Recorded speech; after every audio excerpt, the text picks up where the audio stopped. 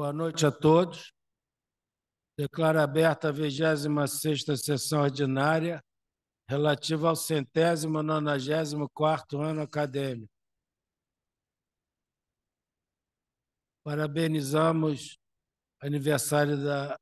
aniversariante da semana, nosso querido acadêmico Marcos Túlio Haddad.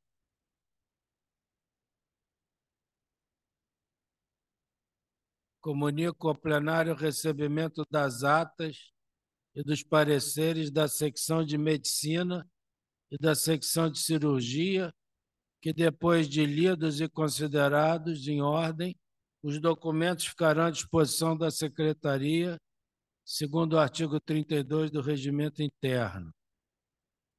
Então, estamos marcando as eleições plenárias para a próxima quinta-feira, dia 5/9, para preenchimento da vaga da cadeira número 9 da secção de Medicina, patrono Miguel Couto, sendo concorrente o Dr. Oswaldo Moreira do Nascimento, vaga ocorrida pelo falecimento do acadêmico José Eduardo Moraes Rego Souza. E também eleição para a cadeira número 62 da secção de Cirurgia, patrono Augusto Brant Parleme, sendo concorrente o Dr. Valdemar Naves do Amaral e Alexandre Siciliano, ocorrida pelo falecimento do acadêmico Ricardo José Lopes da Cruz.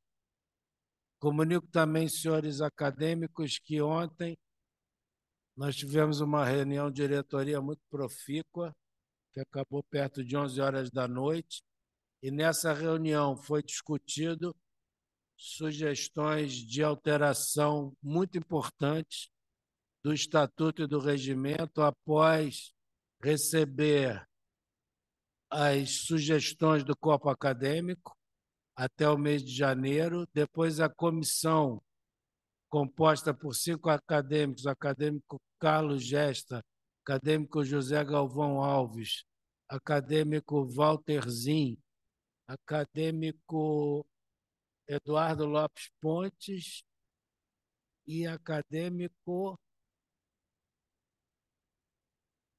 Zé Horácio Abudib, que, por sinal, trabalhou bastante. Essa comissão trabalhou durante 8 meses junto a uma equipe de advogados que foi contratada pela academia para adequar Estatuto e Regimento ao Código Civil e auxiliar os acadêmicos nessas alterações. Pela primeira vez que eu me lembro, nos últimos 25 anos, uma equipe de advogados auxiliou nas sugestões, o que é bastante importante, porque a gente faz isso muito de um modo amadorístico. Então, nós ontem passamos essas sugestões na diretoria e as que foram aprovadas vão ser trazidas na próxima quinta-feira, às 17 horas, na plenária. E nós vamos votar, como sempre fizemos, sim ou não, através de um sistema eletrônico. Então, eu vou projetar a sugestão e os acadêmicos vão votar sim ou não, se aceitam ou não.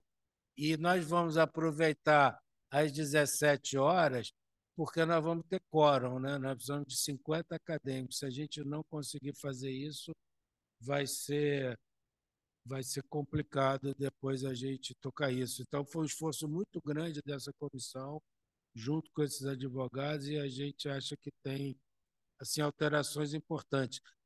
Não são alterações na academia, no funcionamento dos acadêmicos, mas são alterações importantes em termos de gestão financeira, em termos de aplicação de recursos, coisas que a diretoria julga importante para a preservação do patrimônio da academia, né? E vai ser numa sessão secreta, e aí nós vamos apresentar tudo. Então, o apelo que nós fazemos é que todos compareçam às 17 horas para a gente fazer essa votação. Depois nós vamos ter as eleições e depois nós vamos ter o coquetel de praxe.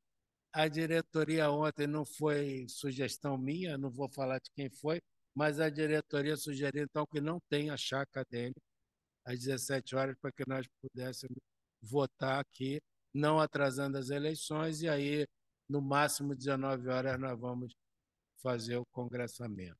Então, faço esse apelo dentro do maior espírito acadêmico para que a gente vote o estatuto e o regimento e deixe aí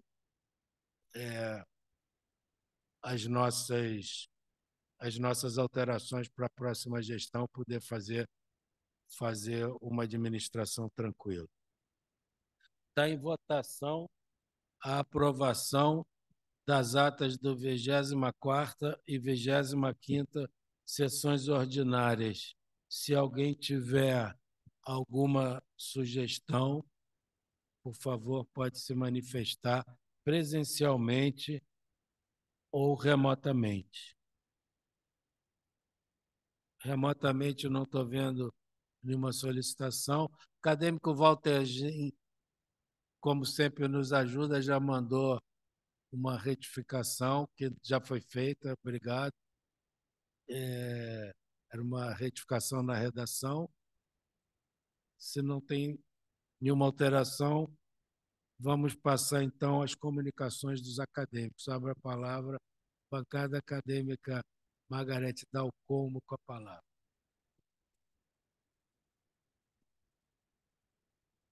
Obrigada, senhor presidente, senhor secretário, professor Otávio. Eu queria informar, presidente Sampaio, que na qualidade de presidente da Sociedade Brasileira de Pneumologia, nós levamos, dentre os nossos pleitos, ao Ministério da Saúde a questão da racionalização do transplante de pulmão no Brasil. O Brasil é um país continental, não é possível que todos queiramos fazer transplante, que é um procedimento de alta complexidade, como todos nós sabemos. Então, nós obtivemos o apoio do CONAS, do CONASEMES, e, com isso, antes de ontem,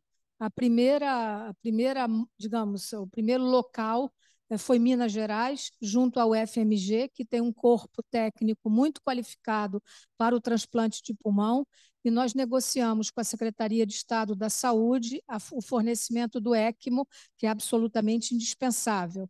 Isso já foi feito, está tudo pronto na UFMG, foi uma linda comemoração com a participação do ministro Quioro, que preside a EBSER, com a reitora da UFMG, com a Sociedade Brasileira de Pneumologia e a Sociedade de Cirurgia Torácica. É uma pena que o acadêmico Camargo não esteja aqui.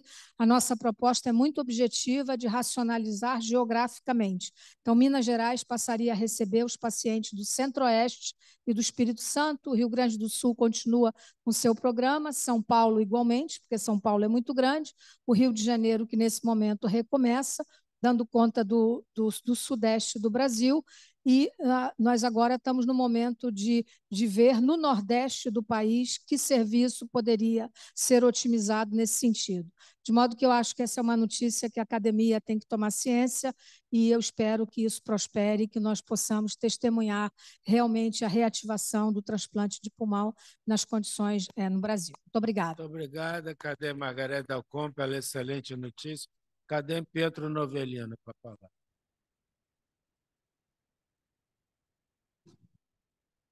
Excelentíssimo senhor presidente Francisco Sampaio, seu secretário-geral acadêmico José Galvão Alves, está também na mesa um dos organizadores, Otávio Vaz, do curso de hoje, senhoras acadêmicas, senhores acadêmicos, senhoras e senhores convidados.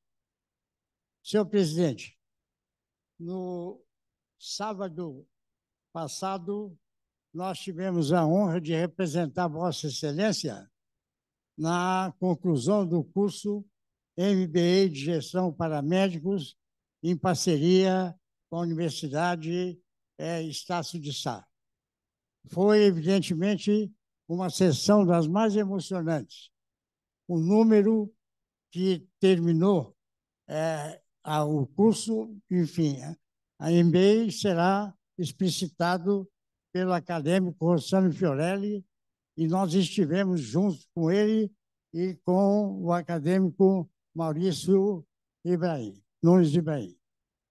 Senhor presidente, acho que com isso essa parceria da nossa academia com essa entidade engrandece a nossa instituição e, evidentemente, leva a academia, como é a nossa finalidade, extramuros, cada vez mais respeitados. Muito obrigado, senhor presidente.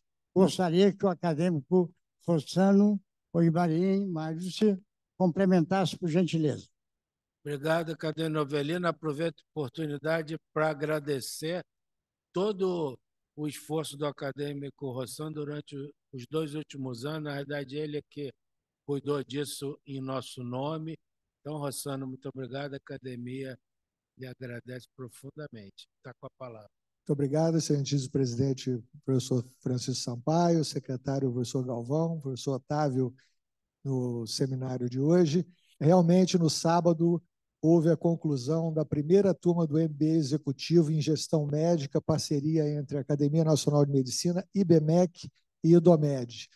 Foram alunos do Brasil inteiro, com trabalhos realmente espetaculares. A banca, além dos professores do IBMEC, também teve a participação do professor Giovanni Cherry, por via remota, professor Maurício Pereira, de Brasília, por remoto, professor Jorge Rezende, também remoto, e o professor Maurício Unes, juntamente comigo, completou a banca, ou seja, amanhã finalizou quase 14 horas, e o que mais nos deixou muito felizes foi a satisfação do curso exaltado por todos os alunos, realmente muito satisfeitos pelo padrão do curso que foi dado principalmente pelo IBMEC, que é uma instituição que tem grande tradição em gestão, né? Então, muito obrigado, presidente. O senhor foi representado pelo acadêmico professor Novelino. Sempre muito bem, muito melhor do que eu faria.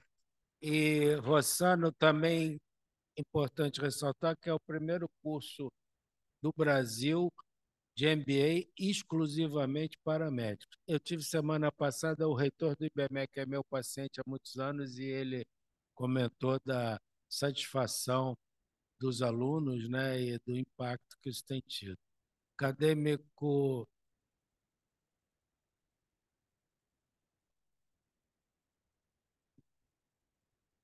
Barros Franco. Senhor presidente, confreiras e confrades, eu pedi para falar para valorizar, ou pelo menos ressaltar, a importância dessa medida que foi tomada pela Sociedade Brasileira de Pneumologia, com outras instituições, sobre a liderança da confreira Margarete Dalcomo.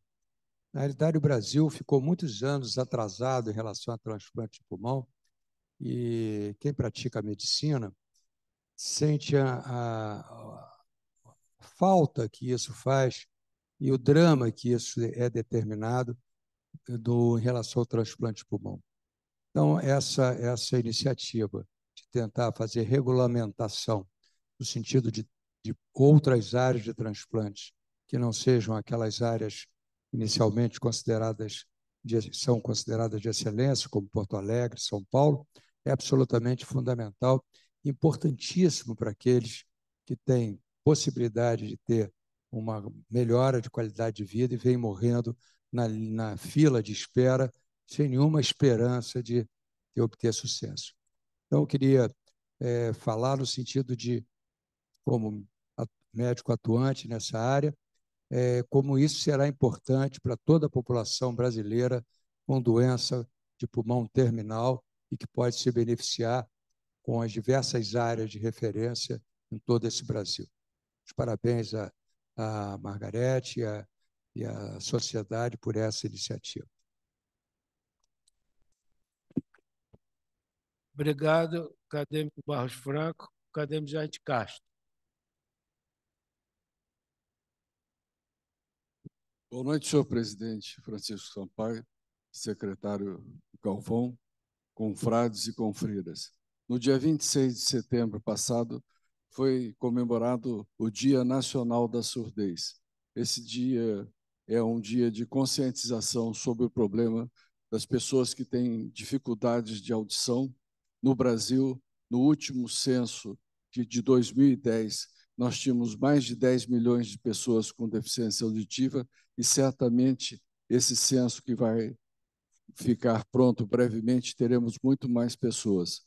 E essa ação é uma ação da Sociedade Brasileira de Otorrinolaringologia e a Academia Brasileira de Otologia, e tem como função conscientizar a sociedade, as escolas, as famílias sobre o problema cruel, que é o problema da surdez, e a deficiência auditiva nos afasta das pessoas.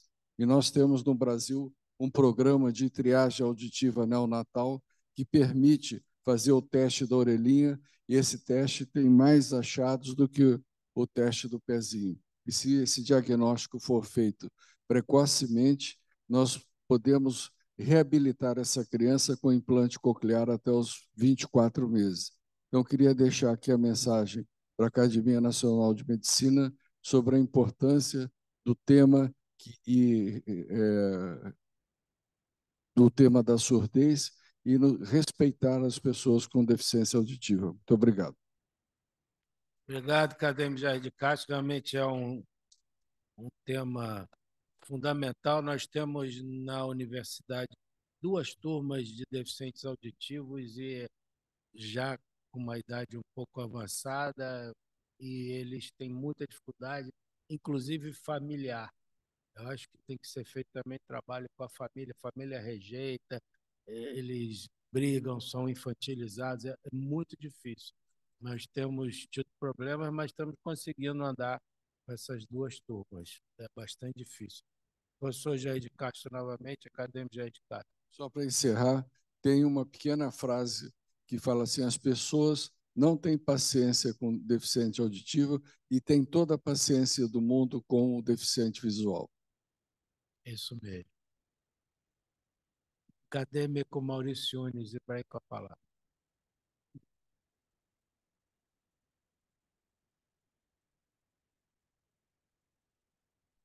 Senhor presidente, senhor secretário, confrades, confreiras,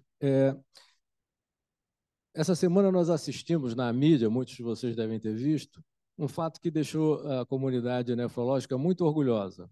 Eu, quando fui presidente da Sociedade de Nefrologia aqui do Rio de Janeiro, a gente chamava a mídia para dar notícias positivas e, na verdade, a gente não encontrava espaço. Vocês devem ter visto que um jovem, a 2.300 metros de altitude, fazendo uma escalada, ele foi resgatado pelo Corpo de Bombeiro para realizar um transplante renal em Juiz de Fora. Isso foi fruto de um trabalho muito interessante que envolveu uma série de profissionais. Esse rapaz, ele é meu paciente, ele dialisava comigo há 12 anos, ele já era um retransplante, ele já tinha sido transplantado com o rim do irmão, portanto era pré-sensibilizado. Então é muito difícil, às vezes, você encontrar um órgão para um doente já pré-sensibilizado. E o compromisso em trazer para ele essa oportunidade fez com que o Corpo de Bombeiros fizesse um trabalho sensacional e trouxe uma mídia positiva da nefrologia para os nossos dias. Então, para dizer que nós estamos num mês onde o transplante está sendo lembrado, as questões de doação e tudo, para enfatizar o quanto a sociedade é sensível a esse tipo de atitude e que a gente tem que realmente parabenizar todos os envolvidos. Obrigado.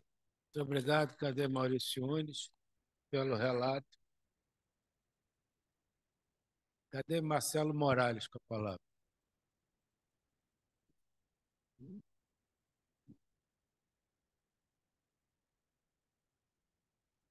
Boa tarde, senhor presidente, senhores acadêmicas, muito boa tarde. Eu só queria comunicar que hoje começaram as discussões para a preparação da Conferência Nacional de Ciência e Tecnologia. Eu tive a oportunidade de participar, representando o Senado Federal, mas estava lá a Academia Brasileira de Ciências, o CONFAP e outros ministérios. Então, nós teríamos agora, até a Conferência Nacional de Ciência e Tecnologia, a preparação para que essa conferência ocorra. A última reunião, essa conferência teve mais de 2.000 pessoas, pesquisadores envolvidos, que traz todo o norte para a pesquisa científica nos próximos 10 anos. Então, a participação e a visão da Academia Nacional de Medicina em relação às pesquisas médicas, vai ser muito importante, e eu acho, presidente, que estamos à disposição para levar as ideias da academia, uma vez que nós estamos representados pelo Senado Federal e eu tive a oportunidade de participar hoje. Obrigado. Muito obrigado, acadêmico Marcelo Morales. Mais algum acadêmico quer fazer uso da palavra, presencial ou remotamente? Não havendo mais nenhum acadêmico querendo fazer uso da palavra, nós vamos dar seguimento ao simpósio de abdômen agudo e agradeço já ao acadêmico José Galvão Alves e acadêmico Otávio Pires Vaz por ter organizado esse excelente simpósio que começou às 15 horas. Convido, então, o nosso organizador, secretário-geral, acadêmico José Galvão Alves, para nos apresentar sobre pancreatite aguda terapêutica clínica.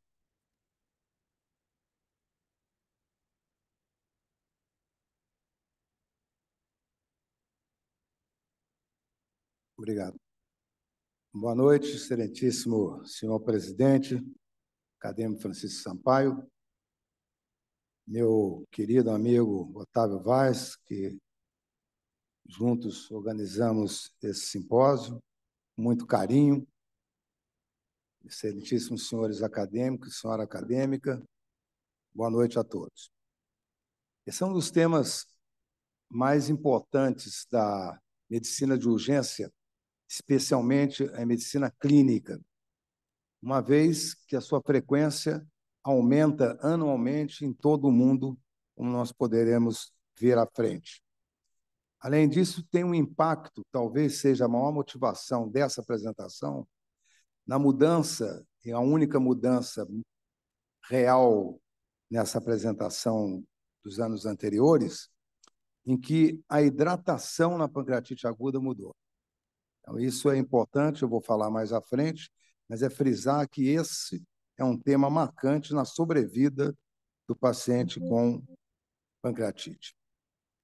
É uma doença inflamatória do pâncreas, especialmente do pâncreas exócrino, podendo, por vezes, numa pancreatite muito grave, com necrose extensa, alterar um pouco o pâncreas endócrino, mas é uma doença do pâncreas exócrino provocada pelas enzimas intrapancreáticas que, ativadas, provocam uma alta digestão do pâncreas. É a principal causa de admissão hospitalar por doença gastroenterológica nos Estados Unidos e em muitos outros países, sendo que nós não temos casuísticas nacionais. É uma indicação comum de hospitalização, aumenta a incidência em faixas etárias preocupantes, as crianças, a gravidez e idosos.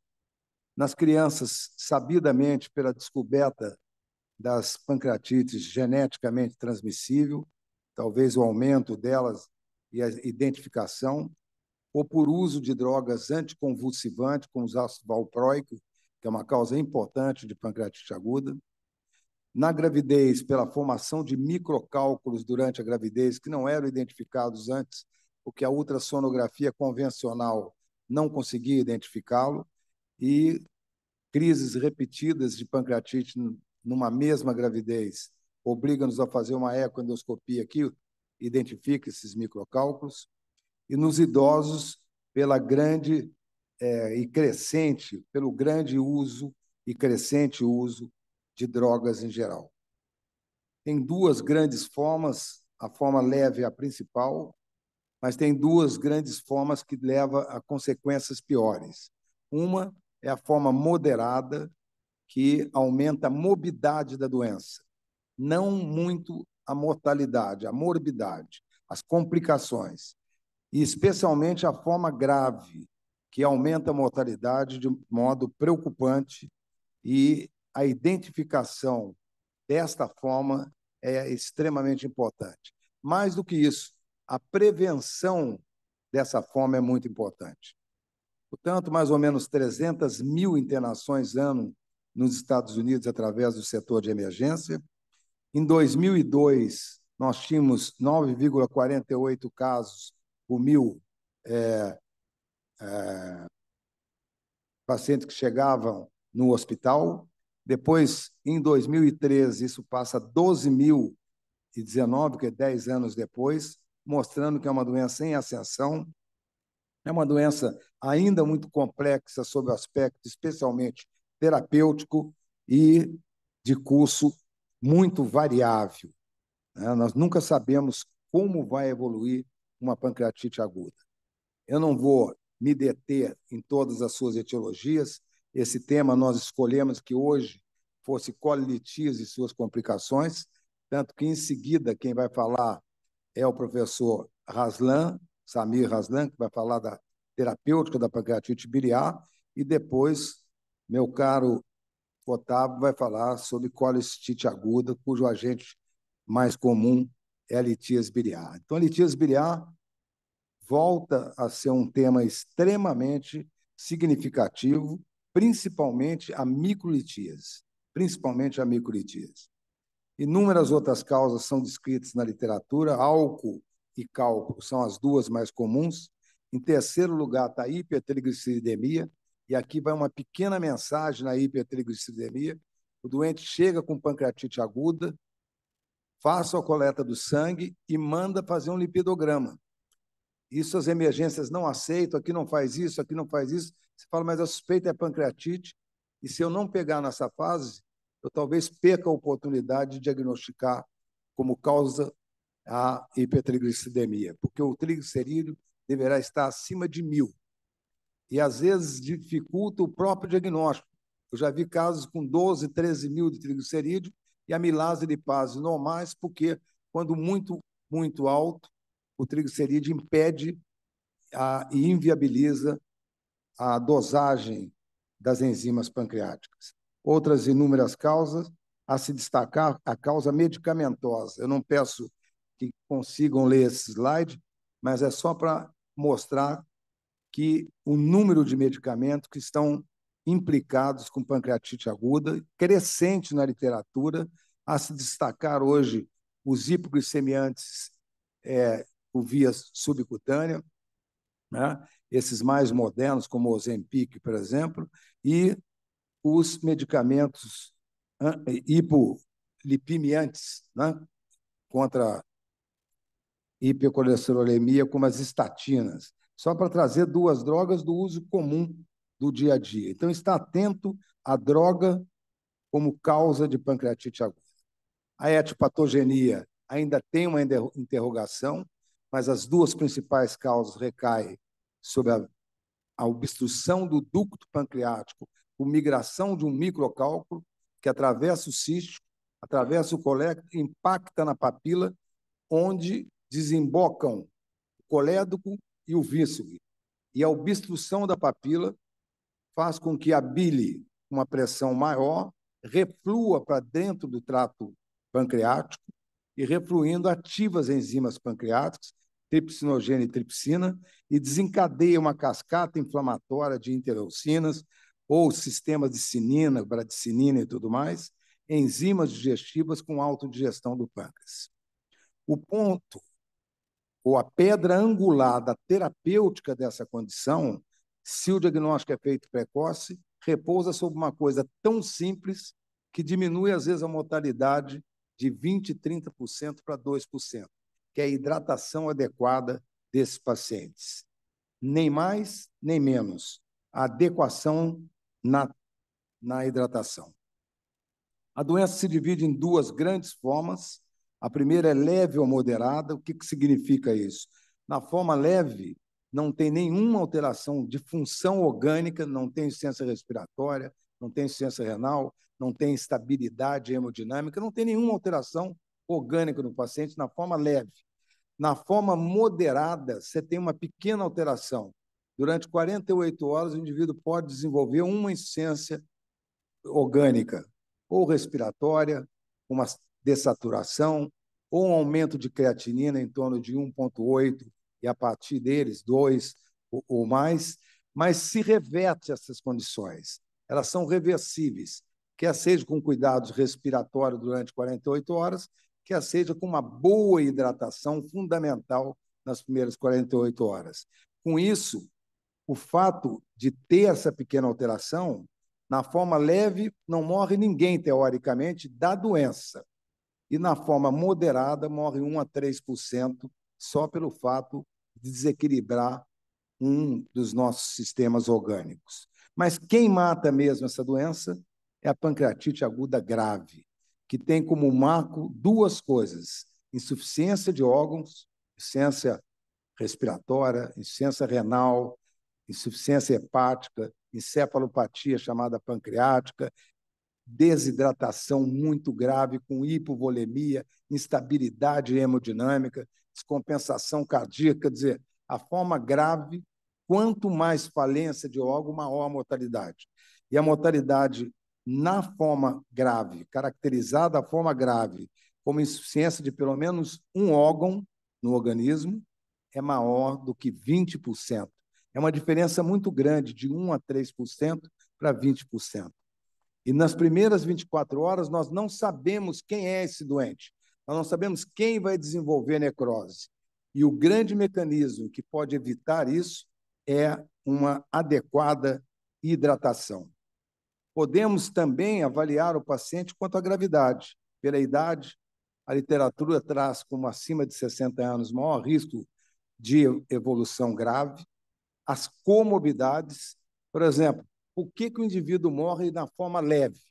Na literatura tem citado que 2% dos doentes morrem na forma leve, mas você acabou de dizer que forma leve não mata em pancreatite, é verdade, mas ela pode descompensar uma doença prévia, uma comorbidade. Você tem uma pancreatite aguda e o doente é um cardiopata com insuficiência cardíaca compensada e descompensa a insuficiência cardíaca. Ele é um diabético grave, descontrola e entra em cetoacidose concomitante. Ele é um DPOC e entra em falência respiratória. Então, ele morre da comorbidade. É fundamental conhecer adequadamente o doente que chega à emergência com um quadro possível ou provável de pancreatite aguda. Uma atenção especial à falência precoce de órgãos. Quanto mais precoce, quanto mais falência, maior gravidade. E a presença de necrose pancreática ou peripancreática. Não precisa ser... Às vezes, o pâncreas, com contraste, se vê inteiramente muito bem nutrido, com um bom fluxo sanguíneo, mas tem muita necrose peripancreática, da gordura peripancreática, do reto peritônio, e isso é um bom caldo para infecções a montante e, portanto, agrava muito a evolução desses doentes. 3 critérios nós usamos laboratoriais simples para tentar precocemente avaliar a gravidade da doença. Primeiro é o hematócrito. O hematócrito traduz muita desidratação. Então, o hematócrito feito nas primeiras 24 horas, acima de 44, 46, né, nós temos que pensar que esse paciente deve estar um pouco desidratado, deve ter perdido muito líquido, a reidratação é fundamental e ele tem maior risco porque pode ter uma isquemia renal, levando a necrose tubular aguda, ter uma isquemia intestinal e levando a translocação bacteriana, como pode ter uma isquemia pancreática, passando uma pancreatite leve para uma forma isquêmica necrosante. Então, é fundamental a hidratação. A leucocitose é usada por muitos quando acima de 18, 20 mil. Quanto maior o desvio, maior a possibilidade de ter necrose. E proteína C reativa acima de 10 vezes o valor normal também é um indicativo de formas mais graves. A classificação de Atlanta, revisada em 2016, essa é a mais importante, esse é o mais importante encontro mundial de pancreatólogos, daqueles que se dedicam um pouco mais ao estudo do pâncreas.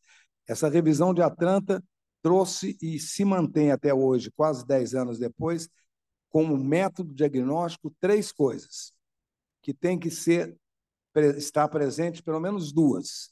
Dor abdominal sugestiva, que a mais comum é a dor epigástrica, e a mais clássica é a dor em barra. Amilase e ou lipase acima de 3 vezes o limite da normalidade. Essa associação, dor abdominal e elevação de enzima 3 vezes, está presente em 80% a 90% dos pacientes com pancreatite aguda, e uma vez feito esse diagnóstico, não precisa fazer uma tomografia computadorizada, especialmente com contraste, não precisa nesse momento. Por quê? Porque é momento de hidratar o paciente e fazer uma tomografia com contraste venoso, ele desidratado, pode aumentar o risco de desenvolver uma insuficiência renal aguda. Então, hidrata o paciente pelo menos 24, 48 horas. Daí, sim, se o doente estiver piorando, você faz uma tomografia. Não precisa fazer a tomografia uma vez tendo o diagnóstico na mão. Se o diagnóstico está na mão e nós não fazemos a tomografia, nós vamos hidratá-lo do mesmo jeito. Agora, se o diagnóstico não foi feito, nós temos dúvida do diagnóstico, a tomografia é o melhor método para esclarecer. Isso é realmente uma pancreatite aguda? Isso é uma isquemia mesentérica que a dor está difusa, difícil de identificar? Então, deve ser feito a tomografia sempre que hidratar do paciente. Às vezes não é possível, porque nós temos que fazer brevemente um diagnóstico diferencial, como salientou o Arno hoje aqui, o acadêmico Stoff, sobre a importância do diagnóstico precoce na isquemia mesentérica, por exemplo. Então, daí é um diagnóstico diferencial. Achados compatíveis em imagem.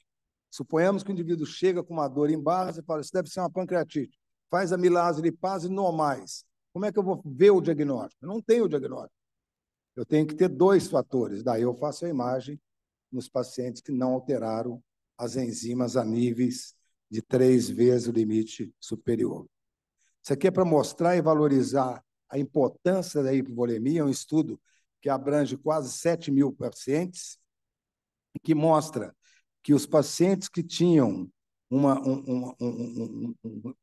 nitrogênio ureico normal nas primeiras 24 horas, eles tinham uma mortalidade muito menor do que os pacientes, com 1.043 pacientes, que tinham nitrogênio ureico acima de 20 miligramas por cento. Esses tinham uma mortalidade acima de 4,3, o outro acima de 2,2. Então, a hipovolemia é a grande causa de morte no paciente com pancreatite aguda. Os exames eu não vou me deter. Os exames complementares eu vou discutir a utilização dos métodos. A ultrassonografia abdominal, aonde se encontra a ultrassonografia abdominal na emergência da pancreatite aguda, na elucidação etiológica, que não é tão fundamental, mas é importante, até para você não ficar buscando outras causas. E a presença de uma colilitise com enzimas pancreáticas 3 vezes o valor normal e dor abdominal, está feito o diagnóstico de pancreatite aguda biliar. A tomografia computadorizada é o grande método diagnóstico da doença e é o grande método também, e principalmente, depois de 72 horas, para avaliar a presença de necrose e as complicações peripancreáticas. Dentre estas, algumas muito temidas, como a destruição de alguns vasos com hemorragia, com trombose de outros. Por quê? Porque a elastase pancreática destrói a elastina da parede dos vasos e isso aumenta o risco de hemorragia, de aneurisma e de trombose desses vasos. Então, é importante ter um cuidado com a parte vascular. E hoje, com angiotomografia, angiorressonância, isso fica muito interessante. A colangiorressonância é fundamental quando tem icterícia, fundamental para ver se não tem coledocolitíase ou colangite concomitante, então é importante.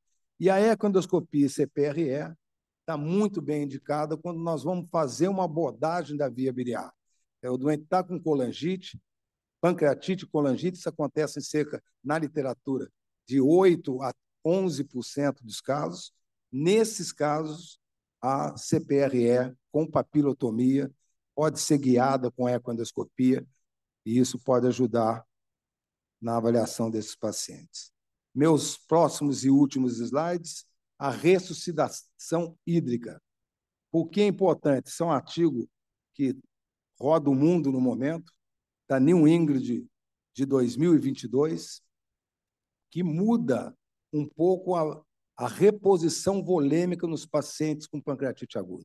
Até então, nós falávamos o seguinte: pancreatite aguda é igual a hidratação generosa, agressiva. Por quê? Porque o doente não pode ficar hipovolêmico. Mas se viu que, se não muda muito a mortalidade, o tempo de hospitalização, a congestão pulmonar, a evolução com comorbidades é muito maior em quem hiperidrata, não é em quem hidrata bem. E vários trabalhos da literatura comprovam o que eu vou passar a dizer. A hidratação moderada é escolhida hoje para a hidratação desses pacientes. Então, ressuscitação volêmica é uma pedra angular no início da doença e suporte nutricional nas pancreatites agudas graves, necrosantes, é fundamental após esse início. 2, 3 dias, necrose, o doente não vai poder se alimentar por muito tempo, aumenta o catabolismo, hipercatabolismo. Esse doente, no passado, morria muito por desnutrição. Hoje, a nutrição parenteral, com óligo ou enteral, em especial a enteral, com óligoelementos, ajuda muito na sobrevivência desses pacientes. E, terminando a minha apresentação com 2 últimos slides, a ressuscitação agressiva correspondia a mais ou menos, no primeiro momento, na primeira hora, 20 mililitros por quilo em bolo. Dava uma ótima reidratação, que o paciente chegou desidratado para evitar as isquemias intestinais, pancreáticas e renais. Perfeito. Depois passava 3 ml quilograma hora. Um paciente de 70 quilos, na primeira hora, com 20 ml, você fazia 1.400 ml, é muita coisa. E se os doentes tinham problema renal, agravava demais. Se o paciente tinha problema cardíaco, ele não suportava. Então, viu-se que complicava mais com essa dose. E, comparando essa hidratação com a hidratação moderada, ao invés de 20 ml, 10 ml por quilo na primeira hora, um homem de 70 anos, ao invés de 1.400, vai tomar 700 ml na primeira hora, porque ele chegou seco, porque ele roubou para terceiro espaço, ele vomitou, não se hidratou, tem ilho paralítico, está roubando líquido para terceiro espaço, tem queimadura, ele está desidratado, reto peritoneal, ele está seco. Então, vamos hidratá-lo. Mas hidrata com cuidado, para não fazer uma hiperidratação. E depois, 1,5 por quilo por hora. E o objetivo maior dessa ressuscitação está aqui contido. Eu vou usar 1,5 a 3 ml quilo hora. Qual o soro que eu vou usar? Eu vou usar uma solução cristalóide, consagrada na literatura. Existe um grande trabalho na Europa, no momento, gigantesco, eu não saberia dizer um número, porque está em andamento, para comparar ring lactato com soro fisiológico.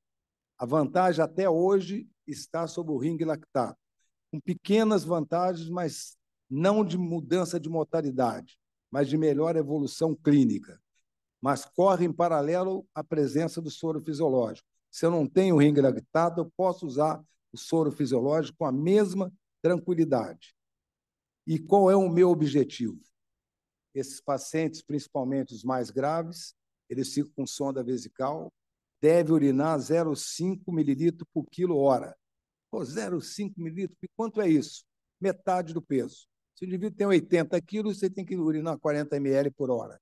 Isso significa que ele está bem hidratado. Eu estou seguro que não só o rim está sendo perfundido, mas o intestino e o pâncreas, evitando a evolução para necrose de qualquer um de ambos.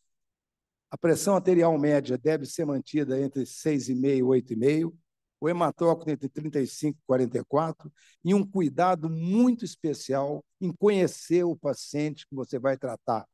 Pega alguém da família, conversa, vê se ele já usa medicamentos, se ele trata hipertensão, se ele trata diabetes, se ele é um renal crônico, porque a hiperidratação mata os renais crônicos, o congestão, assim como os cardiopatas. Muito obrigado, boa noite, e eu passo agora ao presidente para chamar o próximo. Muito obrigado, acadêmico Zé Galvão Alves, pela excelente revisão de pancreatite aguda e os novos conceitos em termos de reposição volêmica. Convido o presidente Pietro Novelino para tomar assento à mesa. Convido também o acadêmico Celso Portela para tomar assento à mesa, que será comentador. Convido agora remotamente meu querido amigo acadêmico Samir Raslan, que vai nos falar desde São Paulo sobre pancreatite aguda terapêutica cirúrgica. Acadêmico Samir Raslan, com a palavra. Meu caro presidente da Academia Nacional de Medicina, acadêmico professor Francisco Sampaio, meu caro e querido sempre presidente, acadêmico professor Pietro Novelino. Eu quero inicialmente agradecer à Academia Nacional de Medicina a oportunidade de participar de mais um evento nessa sessão solene das nossas tardes de quinta-feira. E um agradecimento especial ao meu caro companheiro, professor acadêmico José Galvão e Otávio Vaz, pelo convite e a oportunidade de estarmos mais uma vez juntos. Eu vou fazer alguns comentários em relação ao tratamento operatório da pancreatite aguda biliar e peço escusas ao professor Galvão se eventualmente eu repetir algumas das coisas que foram faladas. Senhoras e senhores acadêmicos aqui presentes ou à distância, e senhoras e senhores convidados.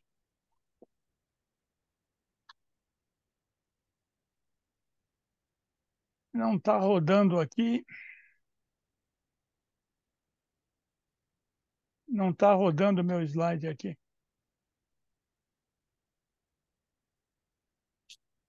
Genilson consegue passar os slides? Eu mandei a apresentação para a academia. O Genilson pode Professor, passar aqui. dá só um clique na tela aí. Dá um cliquinho na tela. Dá um clique na tela, Samir. Vamos ver se agora vai. Agora foi. Professor Galvão, eu entendo perfeitamente a paixão de Vossa Excelência e a preocupação com a pancreatite aguda. Há 15 anos, nós fizemos um estudo sobre a pesquisa nacional sobre condutas na pancreatite aguda, enviando um questionário para cirurgiões do Colégio Brasileiro de Cirurgiões. Tivemos mais de 600 respostas e a conclusão desse estudo mostrava que os resultados demonstraram uma ampla variação do tratamento da pancreatite aguda no Brasil. A pouca experiência dos cirurgiões e os temas controversos são os fatores principais responsáveis por essa falta de padronização. O Dr. Patchen Gallagher, cirurgião americano, que foi presidente da Surgical Infection Society, diz que os cirurgiões têm a oportunidade de, ao longo da sua atividade, dos anos, a ver vários casos de pancreatite aguda, mas poucos conseguem adquirir experiência e ter condições de fazer um tratamento adequado desses doentes. A afecção biliar é uma doença frequente, como já foi dita. A coliritíase atinge mais de 20% da população, principalmente acima de 40 anos, e nesse levantamento feito pelo professor Júlio Coelho do Paraná, doentes com mais de 70 anos, até 50% tinham calculose de vesícula, com risco de ocorrência de complicações e com altos índices de morbimortalidade na urgência. O professor Galvão falou da importância da afecção biliopancreática. Se nós separarmos pelas diferentes formas de manifestação, são várias as apresentações da afecção biliopancreática na urgência e a pancreatite aguda é uma delas. Daria, professor Galvão, para montarmos um serviço de emergência exclusivamente para atender a afecção biliopancreática. O Brasil tem dados subestimados, como já foi dito, e esses dados são de 2008, e eu pedi para um elemento da equipe, a semana passada, rever os dados de 2022. E surpreende porque, nos dados do SUS, cerca de 19 a 20 brasileiros por 100 mil habitantes desenvolvem pancreatite aguda ao longo do ano, enquanto que em São Paulo é um pouquinho maior, de 21 a 22. São dados subestimados e correspondem 10 vezes menos do que acontece nos Estados Unidos, como já foi citado aqui. E os Estados Unidos não têm uma população 10 vezes maior do que a população brasileira. A pancreatite aguda biliar, os cálculos biliares são a causa mais comum de pancreatite aguda. Cerca de 6 a 8% dos doentes que têm colilitíase sintomática pode desenvolver pancreatite aguda. Nos doentes que têm microlitíase, até 20% pode desenvolver pancreatite aguda. E como foi dito pelo professor Galvão, esse slide é antigo, nos Estados Unidos hoje tem mais de 250 mil pancreatites agudas por ano, que envolve um custo de mais de 2 bilhões de dólares. Quando se fala em pancreatite aguda biliar, vem a imagem desse trabalho, feito em 1901, por um patologista da Johns Hopkins University de Baltimore, em que ele fez a necrópsia de um doente que morreu de pancreatite aguda hemorrágica e tinha um cálculo impactado na papila. E ele levantou a hipótese etiológica de pancreatite aguda por cálculo biliar. Passaram-se mais de 70 anos para que alguém desse sequência a essa observação do Dr. Eugênio Opp. E essa observação foi feita por esse cirurgião, Juan Miguel Acosta, um cirurgião argentino que faleceu o ano passado, e eu tive a oportunidade de tirar essa foto, aproximadamente uns 10 ou 12 anos, quando estivemos juntos num congresso latino-americano de cirurgia na Colômbia. Dr. Juan Acosta seguramente é um dos cirurgiões argentinos mais conhecidos no mundo, graças a um trabalho simples que ele fez.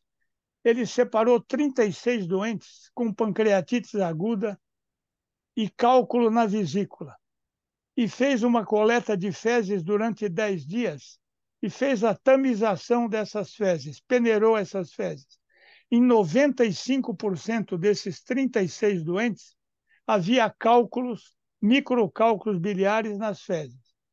E ele fez o mesmo com 36 doentes com cálculos na vesícula sem pancreatite aguda.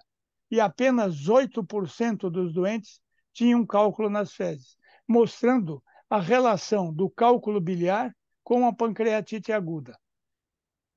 E como foi dito pelo professor Galvão, é a passagem do cálculo pela papila determinando uma obstrução da papila. Mas essa obstrução é temporária, porque esse cálculo é migratório e cálculo impactado é uma situação muito rara. Quando nós nos deparamos com uma pancreatite aguda no serviço de emergência, à nossa mente vem algumas questões que nós temos que prontamente responder. É uma pancreatite aguda de origem biliar? Sim ou não? É uma forma leve ou é uma forma grave? Tem coledocolitíase ou não tem coledocolitíase? Qual é a oportunidade do tratamento e qual é o melhor tratamento para esse doente? O diagnóstico, o professor Galvão, com muita propriedade, já falou. O diagnóstico da pancreatite aguda biliar é simples. Se baseia exclusivamente em dados clínicos. É o doente que tem dor no andar superior do abdômen, tem amilase e lipase elevada e tem o ultrassom mostrando o cálculo de vesícula. Aqui, o clínico ou o cirurgião que atende esse doente precisa tomar cuidado, porque muitas vezes a dor não é dependente de dor pancreática, que é dor decorrente de uma outra situação, por exemplo, uma úlcera perfurada, uma isquemia intestinal, onde a amilase pode eventualmente estar aumentada, e os cálculos de vesícula observados no ultrassom são um achado de exame. Então, precisa tomar cuidado. E o diagnóstico é um diagnóstico baseado nos dados clínicos. O professor Galvão também já falou, felizmente, a grande maioria da pancreatite aguda é uma pancreatite edematosa intersticial. E o diagnóstico é baseado na clínica e nos parâmetros de gravidade. O método de imagem nós temos usado apenas nas pancreatites graves. No doente que tem uma pancreatite aguda biliar leve, que não tem nenhuma disfunção orgânica, que não tem febre, que chega no serviço clinicamente num bom estado, nós fazemos o diagnóstico clínico e acompanhamos esse doente clinicamente. Para diagnóstico de coledocolitíase, que é importante em relação ao tratamento, dados que falam a favor: a icterícia presente ou a história prévia de icterícia, a presença de microlitíase no ultrassom, a dilatação da via biliar, a visualização de cálculo no colédoco e enzimas hepáticas alteradas. Os doentes que têm essas alterações têm a possibilidade de coledocolitíase. Dos métodos de imagem para diagnóstico de coledocolitíase, os dois principais, a colangio-ressonância e a ecoendoscopia. Nós tivemos a oportunidade de, há alguns anos, há mais de 20 anos, fazer um estudo analisando fatores preditivos de coledocolitíase em doentes com pancreatite biliar. E a ultrassonografia, nós tivemos com a ultrassonografia e com os exames 2 fatores que falam a favor da possibilidade de coledocolitíase. Primeiro, a dilatação da via biliar na ultrassonografia. E segundo, as alterações de enzimas hepáticas. E fizemos também um estudo analisando a ultrassonografia em doente que tinha coledocolitíase no ato operatório. E a acurácia da ultrassonografia para diagnóstico de coledocolitíase não é muito alta, ela é baixa. Nesse trabalho, que embora tenha havido uma evolução nos métodos de imagem ao longo do tempo, nesse trabalho de 100 doentes, se não me engano, com pancreatite aguda biliar, de 107 doentes que tinham coledocolitíase, o ultrassom conseguiu identificar no pré-operatório apenas coledocolitíase em 30% desses doentes. Esse é um estudo publicado agora em 2008, que é um estudo interessante, usando a colangio-ressonância para diagnóstico de coledocolitíase em 56 doentes com pancreatite leve. 11 desses doentes, portanto 20%, tinham coledocolitíase. E eles fizeram colangio-ressonância com 10 dias. 14% dos doentes, dos 11, 8 tinham coledocolitíase. Entre 11 e 20 dias, 2 doentes tinham coledocolitíase. E entre 20 e 30 dias, um doente apenas tinha coledocolitíase. E depois de 30 dias, ninguém mais tinha coledocolitíase. O que vem de encontro àquilo que o doutor Acosta demonstrou, que o cálculo é migratório. A colangiografia endoscópica, com papilotomia, foi defendida por alguns autores no tratamento da pancreatite nas formas graves, principalmente na escola europeia, na Alemanha e no Reino Unido. E estudos multicêntricos, fazendo meta-análise, verificaram que esses resultados são questionáveis. Desculpe. A colangiografia endoscópica não é método diagnóstico e não é terapêutica da pancreatite aguda na fase inicial, como foi proposta nesse trabalho. Ela tem indicação, como foi dito pelo professor Galvão, quando tem infecção associada, que é a colangite, que não é uma situação tão frequente como foi demonstrada, e quando tem cálculo impactado, que é também uma situação rara.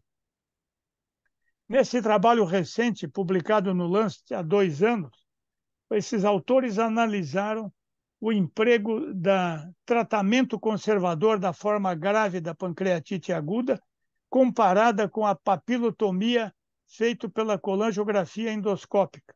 Analisaram o desfecho primário, vendo mortalidade e complicações graves, e viram que não havia diferença entre o tratamento conservador e a realização da esfincterotomia por colangiografia endoscópica.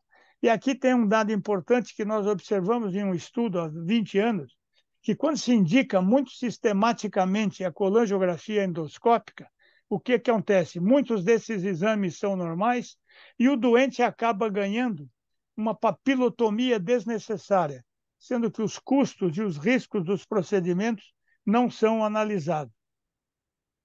O professor Galvão falou do tratamento da pancreatite. Quando nós recebemos na emergência uma pancreatite aguda biliar, edematosa, intersticial, sem manifestações graves, sem disfunção orgânica, o tratamento é jejum, analgesia e hidratação.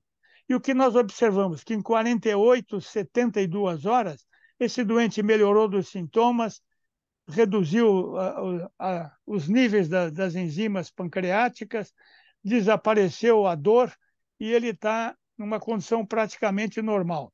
E aí vem o tratamento definitivo. E qual é o tratamento definitivo da pancreatite aguda biliar? Aqui que entra algumas pequenas divergências e algumas controvérsias. O objetivo do tratamento definitivo é eliminar a causa da doença. Eliminar a doença calculosa vesicular e evitar a recidiva.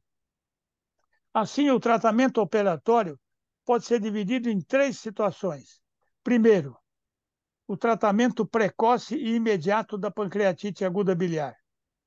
O tratamento postergado, o doente fica internado, melhora das manifestações e ele é submetido ao tratamento operatório na mesma internação. Ele não recebe alta sem ser feito o tratamento definitivo. E o terceiro tipo de tratamento é o tratamento tardio, em que o doente melhora da pancreatite aguda biliar com o tratamento clínico, recebe alta e vai ser submetido ao tratamento definitivo 4, 6, 8 ou 12 semanas depois, num tratamento tardio. O grande risco do tratamento tardio é que existe um número expressivo de doentes que fazem uma recorrência da pancreatite aguda. E nós já tivemos oportunidade, como todos que trabalham nessa área, tiveram oportunidade de ver doentes que voltaram depois de um tratamento clínico e programado um tratamento tardio e que voltaram com uma forma grave de pancreatite que não tinham na fase inicial. Nós tivemos a oportunidade de fazer esses 2 tipos de tratamento. Há 40 anos, no primeiro trabalho em cima, pancreatite aguda de origem biliar tratada cirurgicamente. Nós tratamos 40 doentes cirurgicamente de forma precoce. E nós encontramos cálculo no colédoco em 20% desses doentes. Fizemos um tratamento cirúrgico postergado, operando na mesma internação depois de 1 semana com o doente melhorando dos seus sintomas clínicos. E encontramos também 23% de cálculos de colédoco. E esses doentes foram submetidos a um tratamento endoscópico para remoção desse cálculo. Esses dados que eu estou referindo da alta incidência de colédoco-litíase no tratamento precoce, quando é imediato, foram observados pelo próprio cirurgião argentino, Juan Miguel Acosta, que em 46 doentes, ele encontrou 33 com cálculos de colédoco. Na era da videocirurgia, a pancreatite aguda mudou um pouco o tratamento, principalmente da colédoco-litíase. Assim, nós podemos dividir o tratamento operatório em 2 situações em relação à colédoco-litíase. O doente teve pancreatite aguda biliar e nós fizemos o diagnóstico pré-operatório de colédoco-litíase. Qual é a opção para esse doente? No passado, o que se fazia? Esse doente ia para a cirurgia aberta, fazia colicistectomia, fazia uma colangiografia intraoperatória, que é obrigatória, até hoje é obrigatória, e fazia a colédocotomia com retirada dos cálculos. Na era da vídeo, o que se faz? O doente vai para a colicistectomia laparoscópica e durante o ato operatório, confirmando a presença de cálculos de colédoco, pelo próprio procedimento videocirúrgico, faz-se a retirada dos cálculos, ou pelo cístico, se ele for largo, ou se ele for estreito, tira-se por uma colédocotomia, feita tudo isso por videocirurgia. E a outra opção, quando você tem o diagnóstico pré-operatório, é você tratar esse doente por uma colangiografia endoscópica, faz a papilotomia e remove os cálculos. O que se observa, e todos nós sabemos, que a grande maioria das colicistectomias no país ainda são feitas por via aberta e não por videocirurgia. E, portanto, poucos cirurgiões realizam a colédocotomia para retirada de cálculo. Primeiro, por falta de experiência. Segundo, por falta de material, eventualmente por pinças especiais, pela sonda do catéter de Fogarty para puxar o cálculo e, eventualmente, até por não ter um coledocoscópio. Mas um dos cirurgiões que falava sobre esse assunto, numa reunião que nós participávamos, ele levantou uma hipótese que eu não sei se pode ser considerada, que não se faz coledotomia porque não se acrescenta nada no procedimento operatório quando o cirurgião opera um doente conveniado ou um doente conveniado. Então, isso evita que ele faça esse procedimento, que aumenta o tempo operatório e ele vai ganhar os míseros reais pelo procedimento da colecistectomia laparoscópica. Isso eu deixo aberto esse tema para uma eventual discussão e ouvir a opinião dos cirurgiões aí presentes, principalmente o professor Celso Portela, que vai comentar essa apresentação. Quando o diagnóstico é no intraoperatório, existem 4 possibilidades de tratamento. A gente faz tudo por via laparoscópica, ou o cirurgião converte para via aberta, que eu acho que não é uma boa conduta esta, ou ele, se tiver oportunidade, ele chama o endoscopista na sala operatória, se tiver um endoscopista disponível, e ele faz a papilotomia endoscópica com retirada de cálculo na sala operatória, ou então ele termina a operação, tira a vesícula e faz a colangiografia endoscópica com retirada do cálculo no pós-operatório, correndo o risco de haver uma dificuldade para a retirada do cálculo no período pós-operatório. Aí vem uma pergunta que sempre se faz quando se fala em pancreatite biliar. Quando se realiza a colecistectomia na forma grave da doença? Na forma leve, nós fazemos um tratamento precoce na mesma internação, não com 24 ou 48 horas, mas depois da resolução das manifestações clínicas. Quando existe forma grave, na necrose pancreática, nas coleções ou na presença de infecção, a retirada da vesícula na pancreatite aguda biliar só é feita após a resolução das complicações locais. Um trabalho que mudou muito o tratamento da pancreatite é um trabalho publicado pela escola holandesa há 10 anos, desse grupo de autores, que propõe o tratamento da pancreatite no chamado Step-Up Approach, que é o controle da infecção sem completa eliminação do tecido necrótico infectado. Se faz uma drenagem percutânea da coleção ou uma drenagem endoscópica. A necrosectomia retroperitoneal, que nós fizemos inúmeras vezes no passado, hoje não se faz mais. É uma indicação restrita, exclusiva em uma outra situação. Esse tratamento proposto pelo Step-Up Approach, o tratamento das infecções, da necrose, por medidas minimamente invasivas, reduz a complicação e a mortalidade dos doentes graves. E os nossos desafios no tratamento da pancreatite aguda biliar, agora na forma grave, é a drenagem percutânea guiada pela tomografia, a drenagem por via endoscópica, quando existe uma aderência da coleção na parede gástrica, o endoscopista penetra no estômago, perfura a coleção e drena pelo estômago. A drenagem por videolaparoscopia, que é a drenagem nossa preferível em relação à endoscopia, em que se faz a videolaparoscopia e faz a comunicação do estômago com a coleção através da vídeo. A endoscopia, às vezes, exige mais de um procedimento. E a vantagem de se fazer por vídeo, se o doente estiver bem clinicamente e as condições locais forem favoráveis, aproveita e tira a vesícula juntamente nesse ato operatório. Um outro desafio é o acesso extraperitoneal, principalmente o desbridamento retoperitoneal videoassistida. A sequestrectomia aberta, eu disse, é uma conduta de exceção, não vou dizer que está abandonada, mas fica reservada para casos especiais. E o tratamento exclusivo com antibióticos. E nós já apresentamos, acho que numa reunião da academia, um tratamento que foi feito lá no Hospital das Clínicas, num grupo de 10 doentes, se não me engano, com pancreatite aguda necrótica infectada com gás no reto peritônio, que foram tratados exclusivamente por antibiótico. Mas para esse grupo ser tratado por antibiótico, é um grupo que tem uma forma grave, mas não tem disfunção orgânica, que exige uma conduta proposta pelo Step-Up Approach antes de um tratamento com antibiótico terapia. E para encerrar, professor Galvão e caro presidente, as considerações finais. A pancreatite aguda é uma doença comum.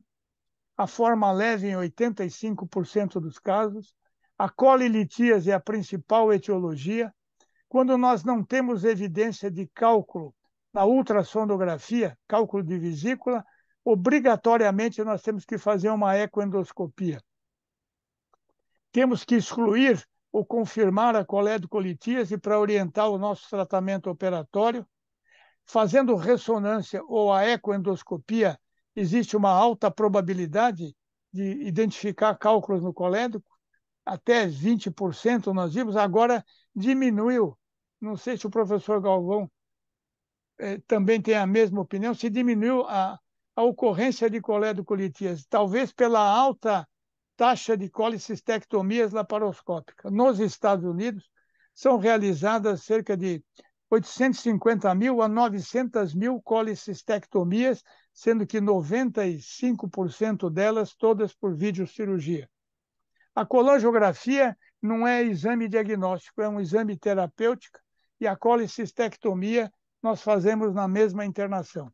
Eu agradeço mais uma vez a oportunidade de participar desse evento. Agradecimento especial ao nosso presidente e aos organizadores, professores Galvão e professor Otávio Vaz. Muito obrigado. Muito obrigado, querido acadêmico Samir Raslan, por essa excelente revisão e apresentação de sua experiência, tratamento cirúrgico da pancreatite aguda. Acadêmico José Galvão Alves pede desculpas, teve que se ausentar porque ele tem uma aula agora às 19h30 num outro evento.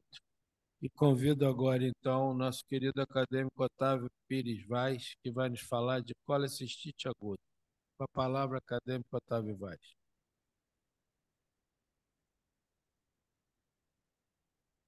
Excelentíssimo presidente da academia, agradeço mais uma vez, eu, como organizador, o convite para falar. Me foi aquinhoado falar 2 vezes, e a ideia da colecistite aguda é, ao longo da minha exposição, abranger mais ou menos, de uma forma geral, o que essa doença representa para o clínico e para o cirurgião. Essa seguramente é uma das patologias, assim como a apendicite aguda, que o cirurgião trata com extrema frequência. 20 milhões de americanos por ano são diagnosticados com colecistite aguda, com um custo direto de 6,3 bilhões. 4% da colilitíase se tornam sintomáticos por ano. Esse é um dado importante para a gente, especialmente quando vê um doente com diagnóstico de colilitíase assintomática. A colicistite incide mais no sexo feminino, porém ela é mais grave no homem. Ela é litiásica na maioria das vezes, sendo 90%, mas também tem a forma litiásica. A prevalência dela na população de menos de 50 anos, sobretudo a mulher com 15%, o homem, porém, com mais de 60 anos, 50% das mulheres têm colilitíase e, com isso, o risco de evoluir para uma colicistite aguda. Ela quando há obstrução, é a liberação de fosfolipase A, que leva a lecitina, a lisolecitina, e, com isso, sobrevém a inflamação. Isso é um resumo bastante simplificado da fisiopatologia. Esse é o aspecto de uma vesícula doente, parede espessada, com cálculo, é o que o cirurgião mais vê. Aqui um caso mais grave de necrose da vesícula, e aqui é um empiema de vesícula, que é uma situação de mortalidade, morbidade mais acentuada. Aqui chama atenção para uma situação que nós pouco consideramos e que hoje está em voga, que são duas, é o pólipo de colesterol e a lama biliar.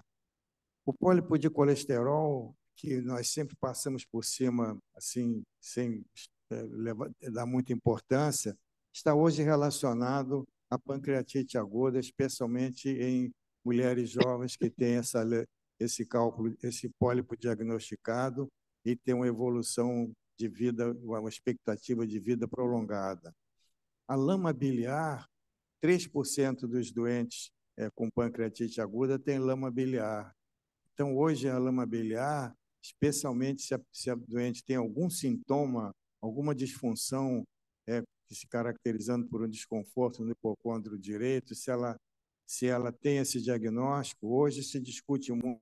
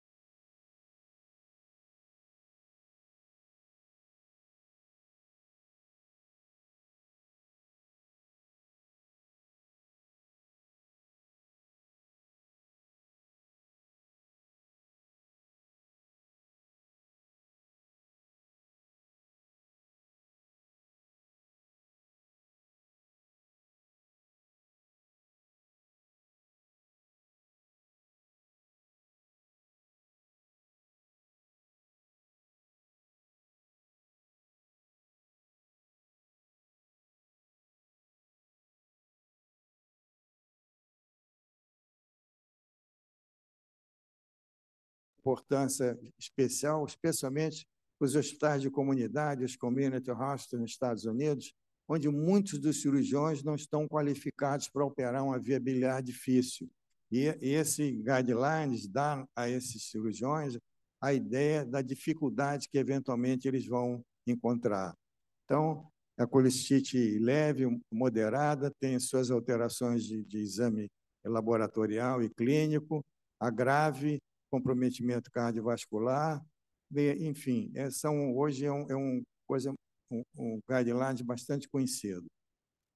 Um outro muito utilizado em predição do que nós vamos como fatores preditivos da doença é um que saiu publicado no Trauma Surgical Acute Care Open, onde mostra que 80% desses doentes são operados por nós, com colecistite crônica ou aguda. Poucos vão ao grau 4, que é a vesícula com perfuração ou abscesso. Porém, esses são muito mais graves e com complicações muito maior. E qual é a importância desses fatores preditivos? Quando a gente vê tempo de internação, índice de conversão, reação inflamatória sistêmica, custo da hospitalização, tudo isso é muito maior quando o doente é operado e se enquadra no grau 4, ao invés de no início da doença. Quando a gente volta a relacionar esses doentes, reparem que o tempo de internação é maior, o índice de conversão vai a 50% praticamente nesses doentes analisados, a idade sempre são doentes com mais idade, isso talvez, como eu falei na minha apresentação anterior, porque são doentes que já fazem uso de uma medicação, algum anti-inflamatório para dor na coluna, não valorizam bem as queixas que têm e chegam ao hospital 48 a 72 horas atrasados. Nós usamos muito essa escala de fragilidade, que dá uma ideia muito rápida e é fácil de você perguntar ao doente, extrair dele aonde ele se situa e correlacionar esse grau de fragilidade com a morbimortalidade desse doente. Em relação ao tratamento cirúrgico ou clínico, quando é que optamos por um e quando é que optamos por outro. O tratamento cirúrgico seguramente é a forma mais utilizada para tratar esses doentes. E a laparoscopia precoce é indicada nos doentes, mesmo nos doentes considerados frágeis. Aqui tem um aspecto salientado que eu gostaria de questionar, que é a colestectomia subtotal, como um método, vamos dizer assim, seguro. Eu acho que a colestectomia subtotal ela está sendo realizada por laparoscopia, porque o cirurgião acha que, mesmo convertendo, ele não vai ser capaz de tirar a vesícula. Eu acho que essa é uma situação de muita exceção.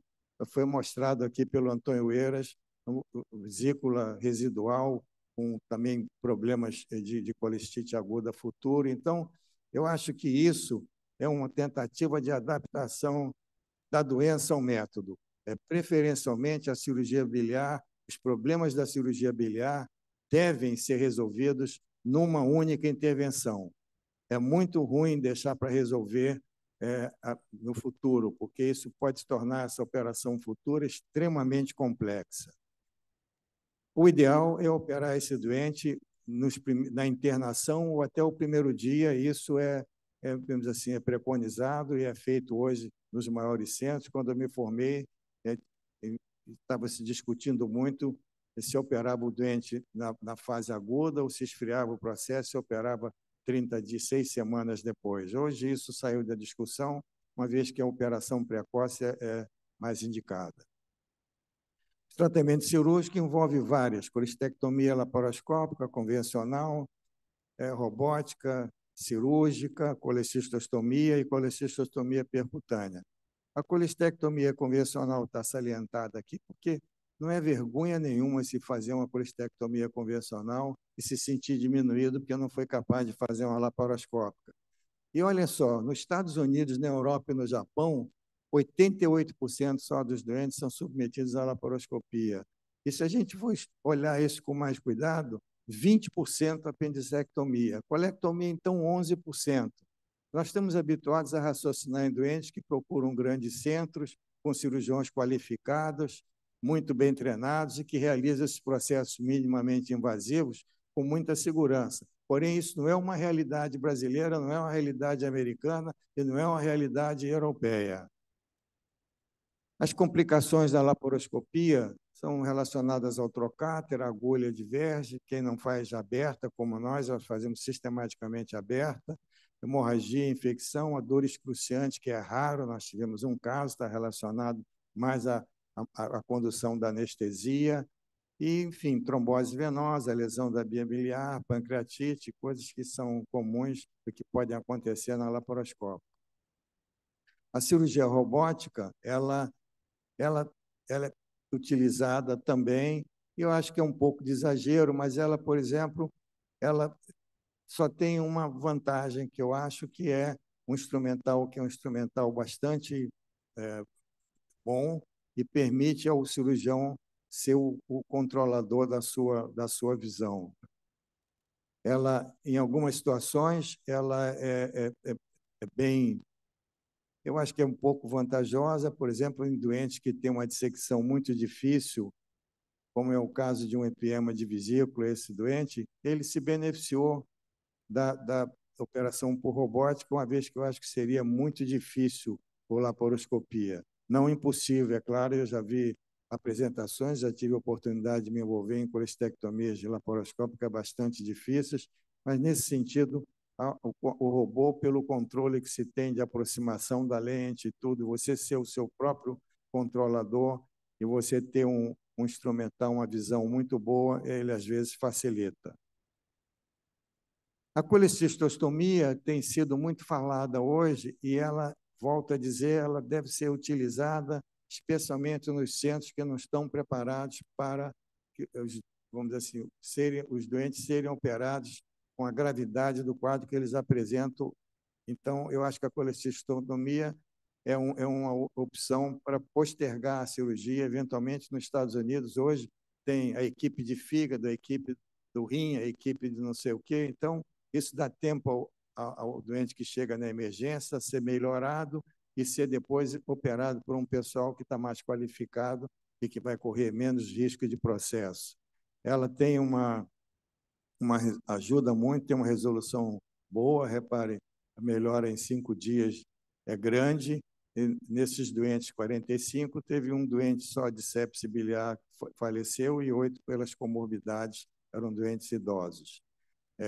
A colecistectomia já é um método, vamos dizer assim, reconhecido como um bom método que pode, eventualmente, até no caso de uma colestite aguda litiásica, se feito precocemente, tirar esse doente da necessidade dele ser operado, como alguns trabalhos fazem referência, ou doentes de muita morbidade, de situações de muitas comorbidades também, e levarem para frente sem operação imediata. A sua execução tem que ser feita por alguém bem treinado. É importantíssimo que esse catéter passe por pelo menos uma lingueta de fígado, porque se ele for retirado, isso não vai resultar em cole peritônio. Essa é uma doente nossa, idosa, com pneumonia, uma sonda nasoenteral, como vocês estão vendo, alimentando, e colestite. Foi manejada com antibiótico e operada em torno do 10º dia. Antes da operação, fizemos uma colange pelo dreno, passa pelo fígado e mostrando o vilão da história, que é um cálculo ali no infundíbulo. Essa doente foi operada por laparoscopia, já bem na frente, sem risco e já fora do risco da pneumonia. Essa é uma situação que eu volto a falar, é grave, porque as mulheres vivem mais do que os homens, né? Com certeza, elas vivem mais do que os homens, estão vivendo 78 anos hoje, enquanto a gente vive 71, uma diferença significativa. E essa é uma coisa, uma responsabilidade que eu acho que é da sociedade muito importante, porque na hora que foi votado pelo Supremo que a pensão passa a ser 50%, se uma mulher depende do salário do marido de 4, 5 mil reais e ele morre, ela vai ganhar 2.500 ou 2.000 reais ou menos. Então, essa é uma responsabilidade da sociedade nossa. Nossos hospitais, por conta dessas medidas que estão sendo tomadas, eles têm que oferecer um melhor tratamento, uma melhor condição de dignidade ao doente idoso que tem uma situação e que precisa ser atendido na emergência e ter o seu problema resolvido. Por conta disso, eu tenho que chamar a atenção para o idoso. Por exemplo, o idoso, 5% pode não sentir nada, o laboratório pode ser praticamente normal. Então, é um doente cujo diagnóstico muitas vezes sai pelo cuidador, que diz assim, olha, seu pai não está comendo direito. E aí a filha ou o filho vai lá e diz, por que o papai? E acaba identificando que tem alguma coisa anormal e chama um médico e acaba saindo o diagnóstico de colestite aguda. As complicações são graves, tem uma incidência elevada, vai desde colangite até perfuração, cole peritônio, ilho biliar. Então, esses doentes têm que ser olhados com muito carinho. Essa é uma fístula colecistocólica, que é uma situação que acontece exatamente por esse retardo de tratamento, o doente fica tendo crises repetidas. Esse é um caso interessante, porque é um caso de 90 anos, que o doente chegou com descompressão dolorosa, insuficiência aórtica compensada, foi feita uma tomografia. Hoje em dia, tomografias são realizadas com muita frequência no setor de emergência. Ele tinha uma vesícula com esse aspecto que está aqui. Isso, enfim, mais ou menos desanimou o cirurgião a operá-lo, resolveu internar e tratar. No 4º dia de pós-operatório, eles apresentavam exames muito melhores, porém estava com algum grau de insuficiência respiratória, voltou ao CT, a tomografia, tinha um derrame pleural bilateral e tinha uma colestite enfisematosa mostrando gás na vesícula, ou seja, perdeu-se a oportunidade de operar um doente que teria seguramente um curso muito mais tranquilo do que esse agora vai ter. E quando é que a gente faz o tratamento clínico? Doentes idosos com contraindicação à cirurgia e colestite inicial. Nesses doentes, vale a pena discutir a utilização, a realização de uma colecistostomia, porque seguramente vai tirar a gravidade dessa doente ou não vai deixar que essa colestite inicial se transforme numa colestite grave. se o doente está num ambiente hospitalar inadequado ou se a equipe cirúrgica é mal treinada, também não deve ser operado.